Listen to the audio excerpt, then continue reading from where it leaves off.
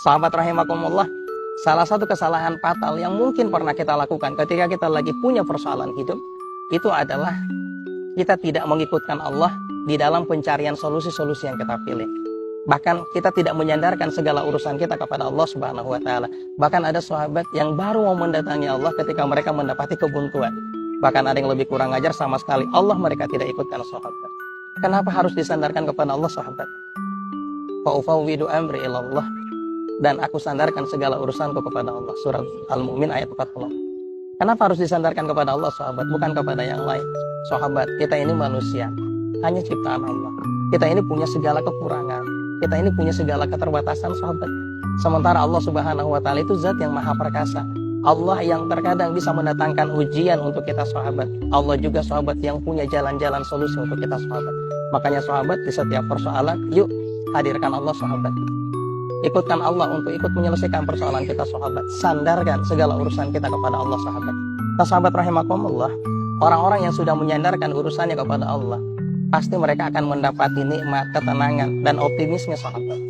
Pertama sahabat, orang-orang yang sudah menyandarkan hubungannya dengan Allah, ketika mereka menempuh jalan-jalan pilihan solusi dari setiap persoalan, mereka akan lebih bersemangat.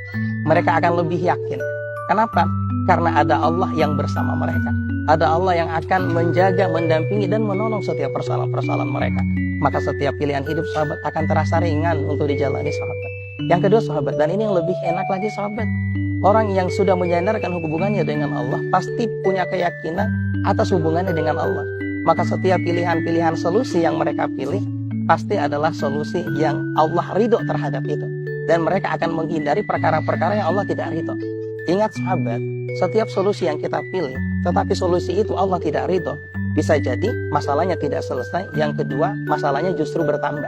Contoh kasus sahabat, ketika kita punya persoalan dengan keuangan, maka orang beriman itu tidak akan menempuh solusi yang Allah tidak ridho. Maka mereka tidak akan memilih jalur menempuh pinjaman online yang berbau riba.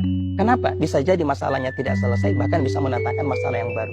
Dan ini yang paling enak sahabat, hidup kita akan terarah ketika kita punya kesadaran hubungan dengan Allah. Dan yang terakhir sahabat rahimakumullah, orang-orang yang sudah memasrahkan urusannya kepada Allah pasti punya konsep tawakal yang sempurna, punya konsep tawakal yang sungguh sangat luar biasa. Mereka yakin di setiap pilihan solusi yang mereka tempuh, mereka sudah memasrahkan urusannya kepada Allah. Apapun hasilnya, mereka sudah memasrahkannya kepada Allah. Dan bagi orang-orang yang sudah pasrah, Allah menjanjikan, wa may yatawakkal 'alallah fa huwa hasbuh. Siapa yang bertawakal kepada Allah, maka Allah akan mencukupkan urusannya. Wa may yattaqillaha yaj'al lahu makhraja.